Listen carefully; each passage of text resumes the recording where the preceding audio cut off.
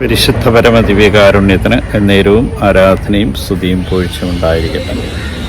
അനന്തകാരുണ്യത്തിന് ഉറവിടമായ കർത്താവേ, ഇന്ന് പ്രഭാതം മുതൽ ഈ നിമിഷം വരെ ഞങ്ങളെ ഓരോരുത്തരെയും കാത്തുപരിപാലിച്ച് അങ്ങയുടെ അനന്ത കൃപയ്ക്ക് നന്ദി വരെ.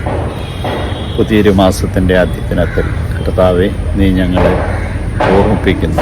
ജീവിത പ്രതിസന്ധികളിൽ എപ്പോഴും ഞങ്ങൾക്ക് ഓരോരുത്തർക്കും തുണയും സംരക്ഷകനും പരിപാലകനും അങ്ങാണ്. കൊടുങ്കാറ്റടിച്ച് ഭയന്ന് വിറച്ച ശിഷ്യന്മാരെ വിളിച്ചപേക്ഷിച്ചപ്പോൾ കൊടുങ്കാറ്റിനെ ശാന്തമാക്കി തിരമാലകൾ അലറുന്നത് തിരമാലകളെ ശാന്തമാക്കിയതുപോലെ ഞങ്ങളെ ഓരോരുത്തരെയും ഓരോ നിമിഷവും ജീവിത പ്രതിസന്ധികളിൽ അങ്ങ് സംരക്ഷിക്കുകയും പരിപാലിക്കുകയും ചെയ്യും.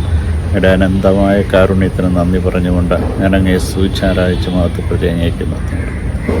സവിജർജിനെപ്പോലെ സമ്പൂർണ്ണമായിട്ടും ഞങ്ങളുടെ ജീവിതത്തെ അങ്ങേക്ക് സമർപ്പിക്കുവാൻ, അങ്ങിൽ സന്തോഷം കണ്ടെത്തുവാൻ, സൗന്ദര്യമോ ആരോഗ്യവുമല്ല അങ്ങിൽ ആശ്രയിച്ചുകൊണ്ട് മുന്നോട്ട് പോകുമ്പോൾ അങ്ങ് ഞങ്ങളെ സംരക്ഷിക്കുകയും പരിപാലിക്കുകയും ചെയ്യുമെന്നും സർവ്വത്തിൻ്റെ ഉടയവനാണ് അങ്ങെന്ന ബോധ്യത്തിൽ ഞങ്ങൾക്ക് ജീവിക്കുവാൻ സാധിക്കുമെന്നും കൂടുതൽ ആഴമായ ദൈവസ്നേഹത്തിൻ്റെ നിറവായി ഞങ്ങൾ ഓരോരുത്തരും മാറുമെന്നും ഞങ്ങളെ ഓരോരുത്തരും ഓർമ്മിപ്പിക്കുന്ന കാരുണ്യവാനായ കർത്താവ്, ഇതാ ഈ ദിവസത്തെയും ഈ മാസത്തെയും ഞങ്ങളുടെ കരങ്ങളിലേക്ക് സമർപ്പിക്കും.